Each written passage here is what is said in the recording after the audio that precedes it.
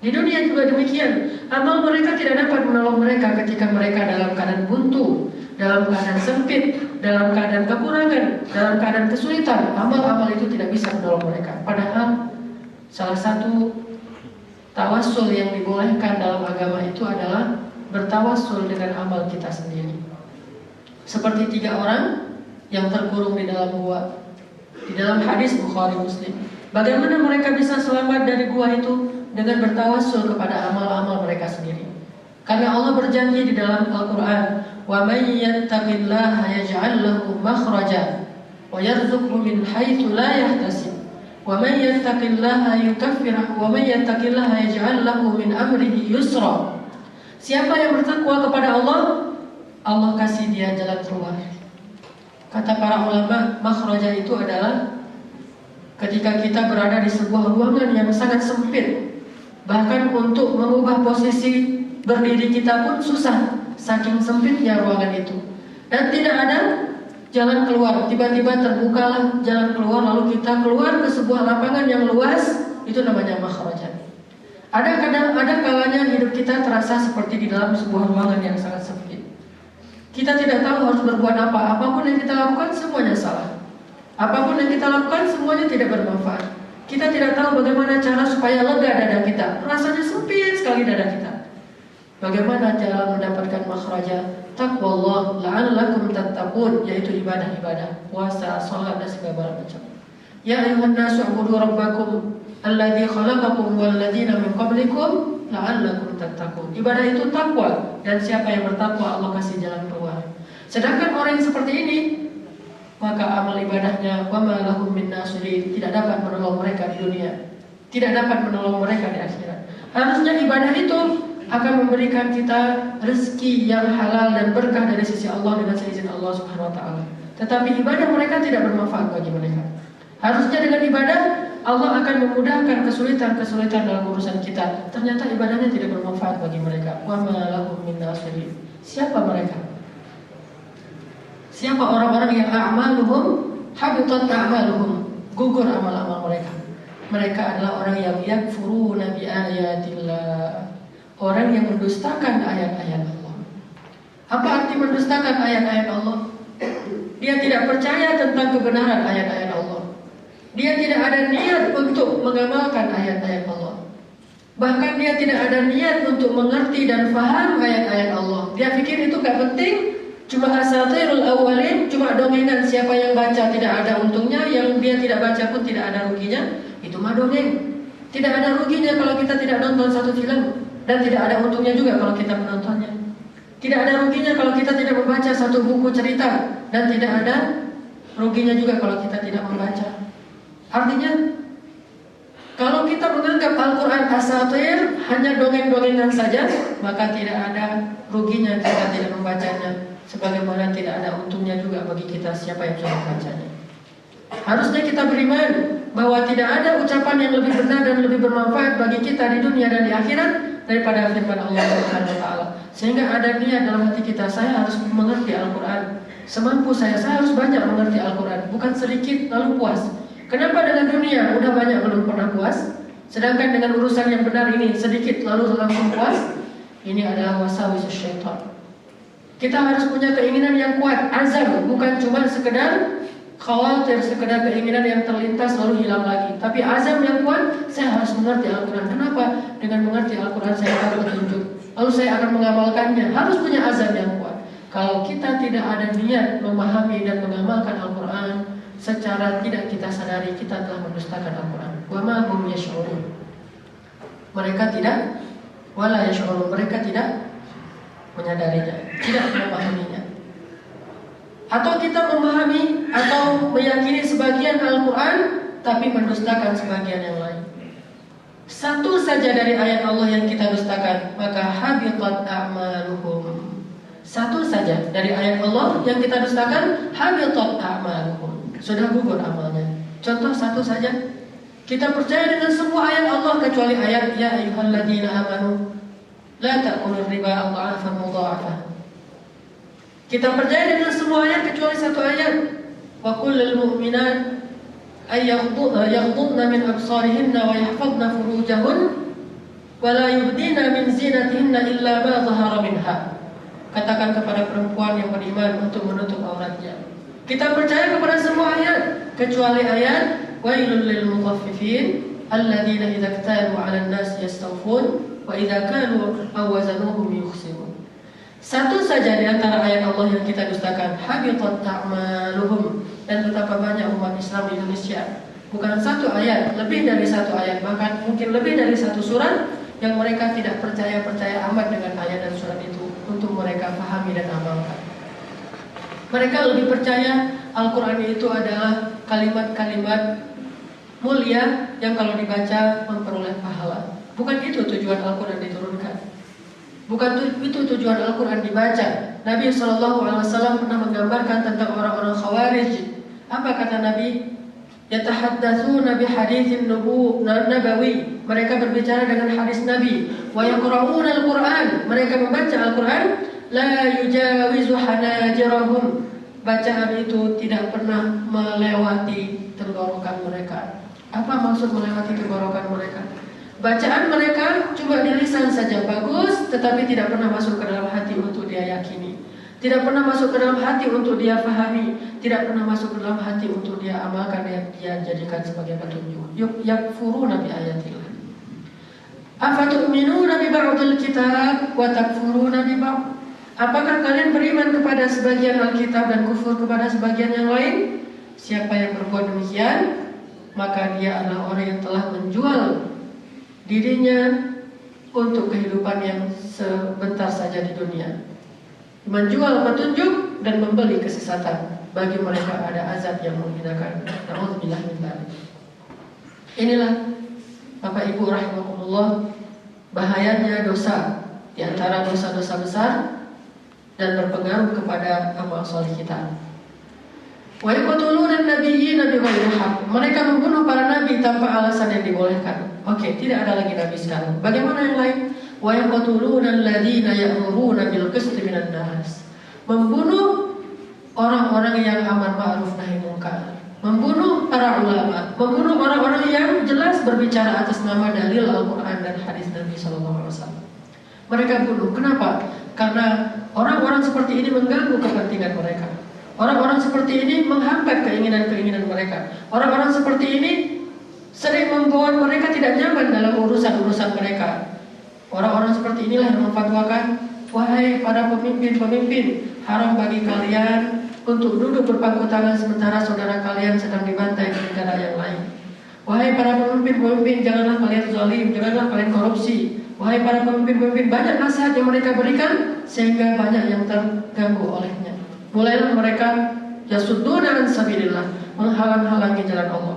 Kalau tidak bisa dengan cara-cara menghalang-halangi, mereka akan membunuh ulama-ulama ini. Lihat Mesir pada masa kudeta militer. Sudah berapa banyak ulama-ulama yang dibunuh oleh Asisi, presiden yang tidak sah, yang membulikan presiden yang sah, yaitu Muhammad Morsi. Asisi ini membunuh banyak ulama Al-Azhar, salah satunya guru saya. Guru saya di Al-Azhar, Profesor Dr. Abdurrahman Uwais, seorang ulama tafsir, hafiz Al-Quran sejak kecil. Akhlaknya lemah lembut. Dia suka mendermakan hartanya untuk mahasiswa-mahasiswa yang sedang menuntut ilmu di sana. Habis-habisan dia berikan. Kalau dia lagi dapat gaji, dia langsung temui kita di kelas-kelas. Dia tanya, kalian sudah beli buku diktat untuk semester ini? Kita diam saja, tidak berani bilang tidak. Lalu beliau berikan gajinya 1 bulan untuk membeli buku diktat. Beliau orang yang soleh. Saya tidak pernah melihat beliau sholat kecuali di masjid. Karena rumah saya dengan rumah beliau berdampingan, dalam satu tempat, kompleks, satu apartemen. Orang yang sangat soleh, dan saya punya fotonya. Beliau dibunuh dalam kudeta militer. Apa salah orang yang sesoleh ini? Ya'muru yaqtuluna ladina ya'muruna bil qist. Membunuh para ulama. Bukan satu, lebih dari 1000 para ulama dibunuh. Bahkan dalam sekali sholat Jumat di Masjid Al-Fat. Masjid Al-Fat itu masjid di Abbasiyah. Saya sedang sholat di masjid itu. Orang sholat Jumat. Setelah selesai sholat Jumat, ternyata saat mereka mau keluar, masjid sudah dikepung oleh preman dengan senjata samurai dan golok-golok yang panjang. Semua preman disewa, dibayar untuk mengepung masjid. Di belakang preman, tentara dengan senjata yang siap. Sehingga siapapun di antara jamaah Jumat yang keluar sehingga melewati para preman ditembak oleh tentara. Tapi tapi sedikit yang bisa melewati para preman karena semuanya akan dibacok oleh para preman di dalam masjid. Ketika mereka masuk lagi ke dalam masjid, maka pintu masjid ditutup rapat, lalu dijaga oleh para preman, ditembakkan dengan gas air mata seperti nyamuk yang kita racuni atau seperti hewan-hewan yang diracuni dengan asap yang banyak sehingga mereka muntah-muntah, keluar air matanya, keluar ingusnya, keluar muntahnya karena nggak kuat dengan asap itu. Di dalam masjid habis sholat Jumat, lalu keluar mereka karena nggak tahan dengan gas air mata, dibacok lagi sama preman. Di media dikatakan bentrok antar warga, yaitu antar preman dengan orang-orang yang sholat. Bentrok seperti apa? Fitnah terhadap kaum muslimin. Apakah masjid ini kemudian sepi Jumat yang akan datang? Tidak, itulah umat Islam yang ada di masjid iman mereka. Masjid ini Jumat yang akan datang 2 kali lipat lebih ramai daripada Jumat kemarin ketika dibantah. Coba kalau kita hujan tidak jadi tarawih, kekenyangan tidak jadi tarawih, hal-hal kecil membuat kita terhalangi dalam ketaatan. Kenapa? Karena kita senantiasa mencampurkan antara hak dan batil. Orang yang seperti Asisi ini, sekarang dia jadi presiden Mesir. Dia setiap malam mengundang orang untuk buka puasa di rumah, di istananya. Dia memberi makan kepada anak yatim. Dia undang orang untuk berbuka puasa kepada orang-orang miskin. Dia sholat tarawih di istananya segala macam. Dia pikir semua itu bermanfaat. Ulaikal ladzina habitat a'maluhum. Apapun amalnya. Kenapa? Yaqtuluna alladzina ya'muruna bil qist, membunuh para ulama. Begitu juga dalam dosa-dosa yang lain. Ada orang yang berzina belum bertobat dari zinanya. Ada orang yang suka minum khamar belum bertobat dari khamarnya. Ada orang yang suka menggibah belum bertobat dari gibahnya. Ada orang yang makan riba belum bertobat dari makan ribanya. Ada orang yang banyak sekali dosa yang dilakukan siang dan malam. Datang bulan Ramadan dia berpuasa tanpa bertobat terlebih dahulu terhadap dosa-dosanya yang telah dia lakukan. Bahkan masih melakukannya di bulan Ramadan. Habitat a'maluhum. Makanya Nabi SAW mengatakan as-siyamu junnah. Ini hadis riwayat Bukhari dari Abi Hurairah. As-siyamu junnah. Puasa itu adalah perisai. Tahukah kita apa arti junnah, perisai? Perisai artinya harusnya ibadah puasa menghalangi seseorang dari maksiat. Itu harusnya. Kenapa Nabi menyuruh anak-anak muda yang tidak sanggup menikah untuk berpuasa? Supaya menghalangi mereka dari hawa nafsu untuk berzina. Kalau kalian tidak punya kemampuan menikah, maka bagi kalian kewajiban kalian adalah berpuasa. Sesungguhnya itu bisa menjaga kalian. Sesungguhnya itu bisa menjaga kalian. As-siyamu junnah. Kalau puasa belum bisa menghalangi lisan kita dari menggibah, puasa belum bisa menghalangi mata kita dari melihat sesuatu yang aurat, puasa belum bisa menghalangi telinga kita dari mendengar musik-musik yang diharamkan Allah, puasa belum bisa menghalangi nafsu kita dari marah, berarti puasa kita bukan junnah. Padahal definisi puasa junnatun, as-siyamu junnah. Jadi kalau bukan junnah berarti bukan puasa, maka tidak diterima di sisi Allah Subhanahu wa taala. Apalagi kata Nabi, fala, maka dari itu kata Nabi, karena puasa itu perisai, maka la yarfas wa la yajhal. Tahukah kita apa itu rafas? Rafas kata ulama, ma yuhibbur rajul minal mar'ah, kalamul ladzi yuhibbul rajul minal mar'ah. Ucapan-ucapan seseorang laki-laki tentang perempuan. Kecantikannya, rupanya, rambutnya yang hitam, kulitnya yang mulus, tubuhnya yang seksi, tingginya, segala macam tentang perempuan yang dia sukai, maka itu rafas. Kalau dulu di masa jahiliyah disebut dengan syair-syair jahiliyah. Kalau sekarang kita sebut dengan lagu, musik yang menggambarkan tentang cinta terlarang, cinta segitiga, cinta satu malam, cinta, semua ini rafas. Banyak orang-orang yang habis makan sahur sambil dia beres-beres dapur jam 9, jam 8 pagi kita dengar musik dangdut yang begitu kencang di rumahnya. Di mana puasanya? Atau menjelang berbuka sambil dia masak-masak di dapur, mungkin gak kedengaran suara musik karena dia dengar suara gorengan, dia kencangkan suara musiknya dangdut menjelang berbuka. Di mana puasanya? Padahal harusnya fala yarfath. Atau dia pulang ke kantornya sore-sore sambil macam-macam, daripada dia bengong, dia setel lagu-lagu di dalam mobilnya. Harusnya dia setel Al-Quran, dia setel pengajian-pengajian yang terekam di YouTube, itu banyak. Dia convert ke MP3, dia masukkan ke mobil, dia dengarkan sehingga dia dapat iman. Tidak, dia malah mendengarkan musik-musik cinta yang diharamkan. Bukan nasyid, bahkan nasyid saja kalau terlalu banyak jadi lalai, apalagi ini jelas musik-musik cinta yang diharamkan. Sementara 1 jam lagi mau berbuka puasa, sudah habis. Ini sering terjadi Bapak Ibu. Dan yang lebih menyedihkan lagi, banyak dari ibu-ibu, garis-garis kita, perempuan-perempuan muslimah kita yang berpuasa di siang hari, tetapi datang ke kantor tidak menutup auratnya. Dia pakai baju, padahal di kantor itu tidak ada keharaman untuk menutup aurat. Alhamdulillah kita tinggal di Indonesia yang tidak diharapkan pegawai itu menutup aurat seperti di Tunisia dulu, seperti di Turki yang dulu, seperti di Belanda, seperti di Amerika setelah WTC. Alhamdulillah kita bebas untuk menggunakan pakaian yang disyariatkan Allah. Kenapa kita tidak kenakan itu? Minimal kita belajar itu di bulan Ramadan. Kalau 30 hari atau 29 hari kita bisa membiasakannya, mudah-mudahan di waktu Syawal kita sudah merasa nyaman dengannya. Datang dia ke kantor, memakai rok pendek, memakai baju dengan lengan pendek, kelihatan lehernya atau bahkan setengah dari dadanya, kelihatan rambutnya. Dia katakan, saya hari ini masih berpuasa. Habitat a'maluhum, mathaluhum kamathalil ladzi istawqada nara, falamma adaa'at ma hawlahu dhahaballahu binurihim wa tarakahum fi dhulumatin la yubsirun. Makanya ibu-ibu, mulai hari ini segera kita menutup aurat. Suruh anak-anak kita pergi ke tarawih dengan cara menutup aurat. Jangan biarkan gadis-gadis kita berangkat sholat tarawih dengan memakai celana pendek. Dia masuk ke masjid masih memakai celana pendek. Baru ketika iqamah dia pakai mukena. Lalu ketika imam khutbah dia buka lagi mukenanya. Semua ini sia-sia, kasihan. Padahal sholat tarawih itu hukumnya sunnah, bahkan lebih baik di rumah daripada di masjid. Tetapi dia meninggalkan yang wajib demi yang sunnah. Padahal Nabi mengatakan tidak diterima yang sunnah sampai kita menunaikan yang wajib. Kemudian wasiat ini disampaikan oleh Abu Bakar kepada Umar. Wasiat ini kemudian disampaikan oleh Umar kepada Utsman dan seterusnya di antara para ulama. Tidak Allah terima amalan yang sunnah sampai kita menunaikan yang wajib. Sama dengan orang yang menyalakan api tadi. Apalagi kata Nabi, wala yajhal. Apa itu yajhal? Bertindak seperti orang jahiliyah. Salah satu contoh bertindak seperti orang jahiliyah adalah dengan cara memanggil orang lain dengan panggilan yang jelek, atau berbicara sambil menghina orang lain, atau menghina orang lain. Ini yajhal. Seorang sahabat pernah mengatakan kepada Bilal, ya ibna sauda, wahai anak perempuan yang hitam, budak yang hitam. Karena dia sedang marah, dia panggillah Bilal dengan kalimat, ya ibna sauda, wahai anak budak perempuan yang hitam. Bilal menjadi sedih dengan panggilan itu. Apa kata Nabi kepada laki-laki ini? Innaka mru'un fika syai'un min jahiliyah. Kamu seorang laki-laki yang pada dirimu masih ada sifat-sifat jahiliyah.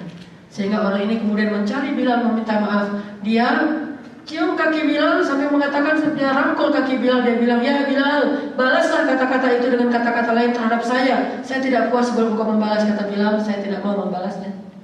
Wahai Bilal, saya tidak akan berdiri sebelum engkau membalas. Kata Bilal, wallahi saya tidak akan membalasnya. Saya sudah memaafkan semuanya. Lalu Nabi mendamaikan mereka, barulah dia bangun. Karena pada dirinya ada sesuatu jahiliyah. Dan siapa yang pada dirinya ada sifat jahiliyah, mata maitatan jahiliyah, matinya sebagai orang jahiliyah, ma'adzallah, matinya dalam keadaan wala tamutunna illa wa antum muslimun. Artinya jangan kalian mati terkenal sebagai orang jahiliyah. Banyak kan orang yang setelah dia wafat, yang tersisa dari kenangan-kenangan tentang dia adalah sifat-sifat jahiliyahnya, sifat pemarahnya, sifat suka memfitnahnya, sifat suka mengganggu orang lainnya, sifat suka menyakiti orang lainnya. Ini yang dikenang oleh banyak orang tentang dia. Berarti dia mata maitatan jahiliyah. Allahu a'lam. Orang yang seperti ini harusnya belajar di bulan Ramadan. Wala yajhal. Jangan seperti itu. Kalau kita marah, jangan meledak-ledak. Karena salah satu di antara ciri orang munafik. Ciri orang munafik bukan cuma 3. Itu cuma satu hadis. Banyak lagi hadis dan banyak ayat Al-Quran. Banyak sekali ayat Al-Quran tentang orang munafik. Bahkan Al-Baqarah ayat tentang orang munafik yang lebih jelas daripada surat Al-Munafikun. Kalau kita baca Al-Baqarah, itu tentang orang munafik yang lebih jelas daripada surat Al-Munafikun. Banyak banget, lebih dari 100 ciri orang munafik. Salah satunya, idza ghadaba fajara. Kalau dia marah, dia meledak-ledak. Itu ciri orang munafik. Kalau dia marah, meledak-ledak. Fajir, apa itu fajir? Mengata-ngatain orang lain dengan ucapan yang tidak pantas, atau dia sakiti orang lain dengan tangannya. Idza ghadaba fajara, habis sudah, hancur semuanya. Ini namanya munafik. Wala yajhal. Di bulan Ramadan harusnya kita, wa in imru'un qatalahu aw syatamahu falyaqul inni shaim inni shaim. Apabila ada orang yang mengajak dia bertengkar atau menghina dia, hendaklah dia ucapkan saya lagi puasa. Kepada siapa? Bukan kepada orang itu, kepada dirinya sendiri. Kayak kita lagi di jalan nih, pulang kantor kan sering macet. Kalau sore-sore apalagi Ramadan, Jam 4:30 macet di mana-mana. Terus banyak yang mancing-mancing, klakson, terus main nyerobot sembarangan. Kita dipancing untuk qatalahu aw syatamahu, untuk bertengkar dengan dia atau menghina dia. Kita katakan pada diri kita, oh saya lagi puasa, saya lagi puasa. Marratain. Nabi mengatakannya 2 kali. Artinya nggak cukup sekali sugesti diri kita, mengingatkan diri kita, ingatkan diri kita 2 kali. Oh saya lagi puasa, oh saya lagi puasa. Dipancing lagi, saya lagi puasa, saya lagi puasa. Baru namanya as-siyamu junnah, puasa menghalangi dia dari dosa. Kalau nggak demikian, rubba sha'imin laisa lahu min siyamihi ilal ju' wal 'atash. Banyak orang yang berbuat dosa besar, tetapi amal solehnya juga luar biasa. Dia campurkan, kata Allah, wala talbisul haqqa bil batil.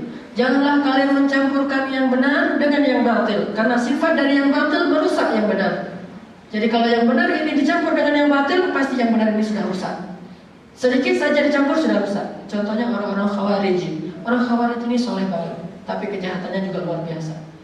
Sampai Nabi membandingkan, kalau kalian di situ maksudnya para sahabat. Kalau kalian wahai para sahabat membandingkan ibadah kalian dengan ibadah orang-orang Khawarij itu, kalian akan melihat betapa ibadah kalian nggak ada apa-apanya. Coba. Ibadah sahabat aja nggak ada apa-apanya dibandingkan ibadahnya orang Khawarij. Tapi mereka disebut Khawarij. Bahasa lain dari Khawarij itu fasikun. Karena arti fasik adalah khuruj an dinillah, keluar dari agama Allah. Ada sebuah kisah, sekelompok orang Khawarij membunuh 2 orang sahabat, suami istri, sahabat dan sahabiat. Suaminya diikat, lalu ditaruh di atasnya batu yang besar, kemudian dia duduk di atas batu itu. Istrinya diikat, padahal istrinya dalam keadaan hamil besar. Istrinya dalam keadaan hamil besar diikat. Ini sahabat dan sahabiat. Suaminya diikat dengan batu besar dan dia duduk di atas batu itu sambil berbicara, ngobrol bersama teman-temannya, menyakiti sahabat Nabi. Inilah orang-orang yang kufur, sudah jelas kekufurannya. Sementara istrinya diikat di pohon kurma. Lalu lagi bicara-bicara dengan temannya di atas batu yang dia dudukin, di bawahnya ada sahabat Nabi. Tiba-tiba jatuhlah beberapa butir kurma dari pohon itu. Kemudian salah satu di antara mereka mengambil butir itu. Ketika dia akan makan, temannya yang lain mengatakan, sebentar dulu, kamu belum minta izin kepada pemilik kurma. Tidak boleh kita makan sebutir pun di antara butir-butir kurma kecuali dengan seizin pemiliknya. Coba lihat. Yalbisunal haqqa bil batil. Padahal dia sedang mendudukin siapa? Sahabat Nabi. Tapi dia katakan nggak boleh kita makan kurma yang jatuh dari pohon kecuali dengan seizin pemiliknya. Kamu sudah minta izin? Oh belum. Astagfirullahalazim. Di bawahnya siapa? Sahabat. Sesoleh itulah mereka. Sampai masalah makanan yang syubhat mereka tinggalkan. Karena sifat dari orang bertakwa itu warok, meninggalkan yang syubhat, yang ragu-ragu. Tetapi dalam waktu yang lain mereka bermaksiat, berbuat dosa besar. Lalu setelah itu mereka tidak jadi makan buah kurma, dia taruh lagi. Padahal jatuh beberapa butir dan dia ingin makan, tidak jadi gara-gara takut kepada Allah. Setelah itu dia membunuh seorang sahabat ini dengan dia ditusukkan, meninggallah sahabat. Istrinya kemudian digergaji, dibelah dan dilihat apa isi janinnya. Beginikah yang disebut dengan orang yang saleh? Di satu sisi seperti cerita yang tadi di masjid, mereka membunuh para ulama, mengatakan para ulama itu bukan hanya dibunuh, difitnah, mengatakan mereka teroris dan sebagainya. Di sisi lain mereka tersenyum kepada anak yatim, undang ke istananya, mereka ikut makan bersama, tarawih bersama. Mereka menyuruh qari-qari membacakan Al-Quran. Dia dengar seolah-olah khusyuk sekali mendengar bacaan Al-Quran. Peringatan nuzul Quran di tengah-tengah Ramadan. Lalu ada qari membaca Bismillahirrahmanirrahim.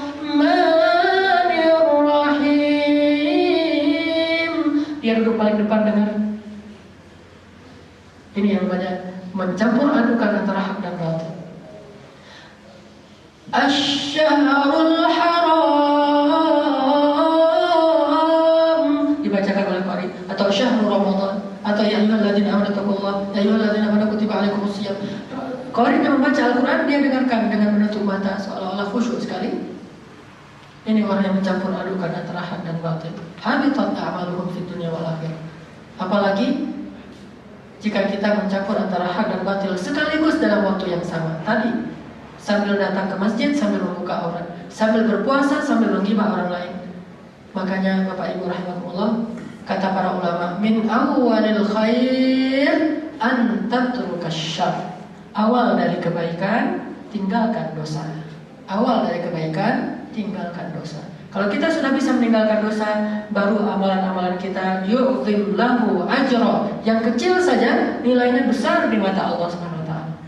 Orang seperti Bilal hanya dengan salat syukur wudu surga balasannya. Orang seperti Umar hanya dengan melepaskan ikatan burung yang terikat lalu burung itu bisa lepas dan terbang, surga balasannya. Orang seperti seorang perempuan yang pernah dulu menjadi pelacur lalu dia bertobat dengan tobat sungguh-sungguh, dia tinggalkan dosa itu hanya dengan memberi minum seekor anjing, maka Allah jadikan dia ahli surga. Bukan karena memberi minum anjing, tetapi karena dia telah meninggalkan semua dosa besar sehingga amalan kecilnya bernilai besar di mata Allah. Seorang pembunuh yang membunuh 100 orang, lalu dia pergi, dia tidak mau lagi membunuh, dia tidak lagi mau berbuat dosa besar, dia berhijrah, baru sepertiga jalan akhirnya dia meninggal dan masuk surga. Ini semuanya hadis-hadis Nabi tentang kisah mereka. Apakah karena dia berjalan? Bukan, karena dia telah meninggalkan dosa. Sehingga ulama mengatakan awal dari setiap kebaikan itu tinggalkan dulu dosa. Kalau kita sudah meninggalkan dosa-dosa besar, kecuali dosa-dosa yang tidak disengaja, yang sudah terlanjur. Karena orang bertakwa itu bukan orang yang tidak pernah berbuat dosa. Bahkan Allah gambarkan di dalam surat Al-Imran 135, ciri orang bertakwa, walladzina idza fa'alu fahishatan aw zalamu anfusahum dzakarullaha fastaghfaru lidzunubihim. Yaitu orang-orang yang apabila berbuat dosa sembunyi-sembunyi atau menzalimi dirinya sendiri, dia ingat Allah lalu dia bertaubat kepada Allah. Orang bertakwa juga bisa saja berbuat dosa, tapi dia segera bertaubat. Bukan yang membiarkan dia dalam keadaan berdosa terus-menerus sampai berputus asa, saya nggak mau bertobat, belum siap. Daripada saya bilang astagfirullah besok diulangi lagi, ini orang yang berputus asa dan suudzon terhadap diri sendiri. Zalamu anfusahum. Tinggalkan dulu dosa. Setelah itu Allah Subhanahu wa taala akan melipat gandakan amal yang walaupun sekedar tabassum fi wa tabassumuka fi wajhi akhika falaka shadaqah. Bagaimana caranya senyum bisa jadi sedekah? Tinggalkan dosa. Bagaimana caranya memindahkan diri di jalan bisa jadi sedekah? Tinggalkan dosa. Bagaimana caranya diam bisa jadi sedekah? Tinggalkan dosa. Awal dari setiap kebaikan, tinggalkan dosa. Mudah-mudahan bulan Ramadan ini kita bisa meninggalkan lebih banyak dosa. Bagi yang muda-muda, tinggalkan musik, kecuali yang dibolehkan saja, tapi jangan berlebihan. Kalau bisa lebih banyak bertaghanna, bersenandung dengan Al-Quran. Karena kata Nabi, laisa minna man lam yataghanna bil Quran. Bukan golongan kami. Kalau bukan golongan kami, berarti golongan siapa? Golongan kami ini artinya apa? Nabi dan sahabat, mukmin. Kalau bukan golongan kami, berarti munafik. Bukan golongan kami yang tidak bersenandung dengan Al-Quran. Maksud bersenandung dengan Al-Quran, kalau dia berhibur dengan Al-Quran. Di mobil dia merasa bosan karena sepi-sepi aja, akhirnya dia setel CD Al-Quran. Atau dia kalau hafal Al-Quran, dia baca Al-Quran. Bismillahirrahmanirrahim. Ini namanya yataghanna bil Quran, bersenandung. Sebagaimana orang bersiul, sebagaimana orang bernyanyi ketika dia bosan. Bukan golongan kami yang tidak bersenandung dengan Al-Quran, artinya menjadikan Al-Quran sebagai hari-hari yang dia baca dan segala. Mudah-mudahan Allah menerima ibadah kita, menjauhkan kita dari dosa-dosa besar, mengampuni kesalahan-kesalahan kecil yang kita lakukan secara tidak sengaja. Barakallahu li wa lakum. Subhanakallahumma wa bihamdika asyhadu an la ilaha illa anta astaghfiruka wa atubu ilaik. Assalamualaikum warahmatullahi wabarakatuh.